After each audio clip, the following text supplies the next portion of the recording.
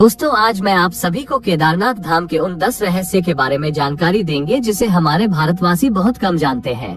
भगवान शिव खुद यहाँ पर 24 घंटे विराजमान रहते हैं और ऐसे में उनकी इस धाम की कहानी के बारे में जो भी सुनता है वो धन्य हो जाता है।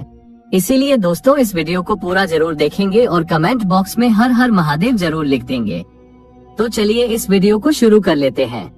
पहला रहस्य, केदारनाथ धाम का रहस्यमय निर्माण। केदारनाथ मंदिर का निर्माण बड़ी बड़ी पत्थरों, चट्टानों, शिलाखंडों से किया गया है। इन शिलाखंडों को आपस में जोड़ने के लिए इंटरलॉकिंग तकनीक को अपनाया गया है, जिसमें कहीं भी सीमेंट इत्यादि का प्रयोग नहीं किया गया है। अब इसमें सबसे बड़ा रोचक तथ्य और ऐसे ही है जो केदारनाथ धाम से समुद्र तल से 22,000 फीट की ऊंचाई पर स्थित है। इतनी अधिक ऊंचाई पर इतनी विशाल शिलाखंड को पहुंचाना और फिर उन्हें एक के ऊपर एक रखकर इंटरलॉकिंग करना किसी मानव के लिए सक्षम नहीं दिखता।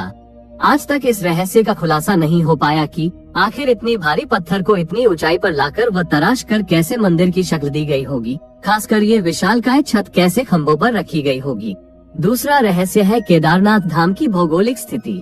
केदारनाथ धाम में एक तरफ करीबन 22,000 फुट केदार, दूसरी तरफ 21,600 फुट ऊंचा खर्च कुंड और तीसरी तरफ 22,700 फुट ऊंचा भरत कुंड का पहाड़ न सिर्फ 3 पहाड़ बल्कि 5 नदियों का संगम भी है। यहाँ मंदाकिनी, मधु, गंगा, क्षीर गंगा, सरस्वती और स्वर्ण गौरी है। इन नदियों में अलकनंदा की सहायक मंदाकिनी आज भी मौजूद है। इसी के किनारे है केदारेश्वर धाम। यहाँ सर्दियों में भारी बर्फ और बारिश में जबरदस्त पानी रहता है। केदार घाटी में दोनों तरफ है नर और नारायण। विष्णु की 24 अवतार में एक नर और नारायण ऋषि की यहाँ तपोभूमि है। दूसरी ओर बद्रीनाथ धाम है, जहाँ भगवान विष्णु विश्राम करते हैं। तीसरा, केदार में शिवलिंग की स्थापना कैसे और क्यों हुई। जब महाभारत युद्ध के बाद पांडवों पर अपने भाइयों और सगे संबंधियों की हत्या का दोष लगा था, तब भगवान श्री कृष्ण ने उन्हें भगवान शिव से क्षमा मांगने का सुझाव दिया था, लेकिन शिव जी पांडवों को क्षमा नहीं करना चाहते थे। इसीलिए वो पांडवों के सामने न आने के लिए बैल यानी नंदी का रूप धारण कर लिया और पहाड़ों में मौजूद मवेशियों में छिप गए थे। लेकिन गदाधारी भीम ने उन्हें देखते ही पहचान लिया। तब भगवान शिव का दर्शन पाने के लिए पांडवों ने एक योजना बनाई और भीम ने विशाल रूप धारण करके अपने दोनों पैर केदार पर्वत के दोनों ओर फैला दिए। सभी पशु भीम के पैर के नीचे से गुजर गए, लेकिन भैंस के रूपी भगवान शिव भीम के पैर के नीचे से नहीं निकले। तब भगवान शिव को पहचानकर उस भैंस को पकड़ना चाहा तो वो भैंस धरती में समाने लगा। तभी भीम ने भैंसे का पिछला भाग कसकर पकड़ लिया। भगवान शिव पांडवों की भक्ति से प्रसन्न होकर उन्हें दर्शन देकर पाप मुक्त कर दिया। कहा जाता है कि तभी से भगवान शिव यहाँ भैंस की पीठ की आकृति के रूप में पूजे जाते हैं। मान्यता है कि इस भैंस का मुंह नेपाल में निकला, जहाँ भगवान शिव की पूजा पशुपतिनाथ के रूप में की जाती है। चौथा रहस्य, इस मंदिर का निर्माण किसने और क्यों किया। ऐसा कहा जाता है कि इस मंदिर के निर्माण के पहले यहाँ पर एक दूसरा मंदिर हुआ करता था, जिसे पांडवों ने बनाया था। लेकिन वक्त के थपेड़ों की मार के चलते ये मंदिर विलुप्त हो गया। उसके बाद जगत गुरु आदि शंकराचार्य जी केदारनाथ आए और फिर उन्होंने इस मंदिर का निर्माण करवाया। इस मंदिर के पीछे ही उनकी समाधि है। इसका गर्भगृह अपेक्षाकृत प्राचीन है, जिसे 8वीं शताब्दी के लगभग का माना जाता है। पहली 10वीं शताब्दी में मालवा के राजा भोज द्वारा और फिर 3वीं शताब्दी में मंदिर का जीर्णोद्धार करवाया था। 5वां, केदारनाथ धाम और रामेश्वर धाम का एक सीध में होना। दोस्तों, आपको जानकर आश्चर्य होगा कि एक रेखा पर बने हैं केदारनाथ और रामेश्वरम मंदिर। केदारनाथ मंदिर को रामेश्वरम मंदिर की सीध में बना हुआ माना जाता है। उक्त दोनों मंदिर के बीच में कालेश्वर, श्रीकलाहस्त मंदिर, एकम्रेश्वर मंदिर, कंचीपुरम मंदिर और नटराज मंदिर और रामेश्वर मंदिर आता है। ये शिवलिंग पंचभूतों का प्रतिनिधित्व करती है, लेकिन आज तक इसका खुलासा कोई नहीं कर पाया कि आखिर ये सभी मंदिर एक ही सीध में कैसे और क्यों बनाए गए थे। छठा रहस्य, आखिर केदारनाथ धाम 400 वर्षों तक क्यों और कैसे गायब हो गया। देहरादून के वाडिया इंस्टीट्यूट की हिमालयन जियोलॉजिकल वैज्ञानिक विजय जोशी के अनुसार 3वीं से 7वीं शताब्दी तक यानी 400 साल का एक छोटा हिमयुग आया था, जिससे हिमालय का एक बड़ा क्षेत्र बर्फ केंद्र में दब गया था। उसमें ये मंदिर क्षेत्र भी था। विज्ञानियों के अनुसार मंदिर की दीवार और पत्थरों पर आज भी इसके निशान देखे जा सकते हैं। दरअसल केदारनाथ धाम का ये इलाका चूराबारी ग्लेशियर का ही एक हिस्सा है। वैज्ञानिकों का मानना है कि ग्लेशियरों के लगातार पिघलते रहने व चट्टानों के खिसकते रहने से आगे भी इस तरह का जल प्रलय या प्राकृतिक आपदाएं जारी रहेंगी।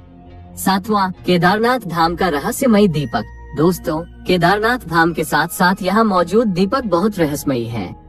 आपको जानकर आश्चर्य होगा कि ये दीपक 6 महीने तक नहीं बुझता। दीपावली महापर्व के दूसरे दिन शीत ऋतु में मंदिर के द्वार बंद कर दिए जाते हैं, लेकिन 6 महीने तक मंदिर के अंदर दीपक जलता रहता है। पुरोहित सम्मान के साथ पट बंद करके भगवान के विग्रह एवं दंडी को 6 महीने तक पहाड़ के नीचे ऊखीमठ में ले जाते हैं। 6 माह के बाद मई में केदारनाथ के कपाट खुलते हैं, तब उत्तराखंड की यात्रा प्रारंभ होती है। 6 माह तक मंदिर और उसके आसपास कोई नहीं रहता, लेकिन आश्चर्य की बात यह है कि 6 माह तक दीपक भी जलता रहता है और निरंतर पूजा भी होती रहती है। कपाट खुलने के बाद ये भी आश्चर्य का विषय है कि वैसी की वैसी सफाई भी यहाँ मिलती है जैसे कि मंदिर को बंद करते वक्त छोड़ा गया था। 8वां रहस्य, आखिर क्यों और कैसे लुप्त हो जाएगा केदारनाथ धाम। पुराणों की भविष्यवाणी के अनुसार इस समूचे क्षेत्र के तीर्थ विलुप्त हो जाएंगे। माना जाता है कि जिस दिन नर और नारायण पर्वत आपस में मिल जाएंगे, बद्रीनाथ और केदारनाथ का मार्ग पूरी तरह से बंद हो जाएगा और तब भक्त बद्रीनाथ और केदारनाथ के दर्शन नहीं कर पाएंगे। पुराणों के अनुसार वर्तमान बद्रीनाथ धाम और केदारेश्वर धाम लुप्त हो जाएंगे और वर्षों बाद भविष्य में भविष्य बद्री और भविष्य की धार नाम की नई तीर्थ का उद्गम होगा। 9वां रहस्य, केदारनाथ धाम में मौजूद भीमशिला का रहस्य। वर्ष 2013 में केदारनाथ में आई प्राकृतिक आपदा के बारे में कौन नहीं जानता।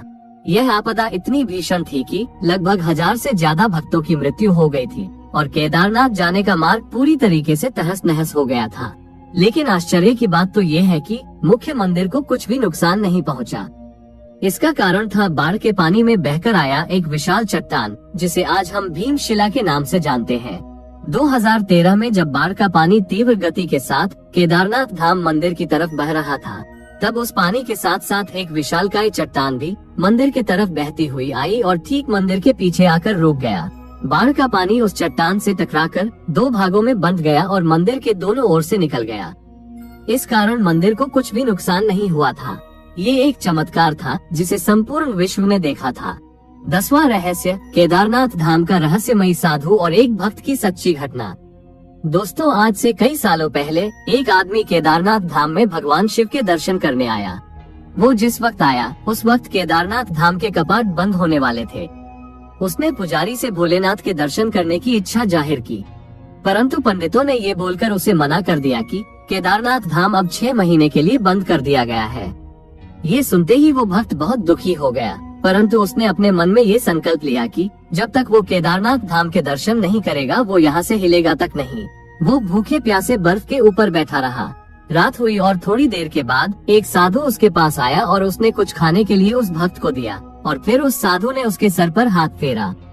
ये करते ही उस भक्त को नींद आ गई। वो भक्त जैसे ही उठा तो देखा कि कुछ पंडित केदारनाथ मंदिर का दरवाजा खोल रहे हैं। ये देखकर वो मंदिर की तरफ भागा और पंडित से जाकर बोला कि आपने तो बोला था कि अब मंदिर के कपाट ठीक 6 महीने बाद खुलेंगे, लेकिन आपने तो एक ही दिन में इसे दोबारा खोल दिया। ये बात सुनते ही उस पंडित के होश उड़ गए। उस पंडित ने उस भक्त को गौर से देखा और कहा, तुम तो वही भक्त हो ना जो 6 महीने पहले आए थे और दर्शन करना चाहते थे। उस भक्त ने बोला कि हाँ मैं वही हूँ, पर आपने तो कल ही मंदिर के दरवाजे बंद किए थे, लेकिन 6 महीने के बाद आप क्यों बोल रहे हैं। पंडित ने पूछा कि मंदिर के दरवाजे बंद होने के बाद तुम्हारे साथ क्या हुआ था, पहले तुम ये बताओ।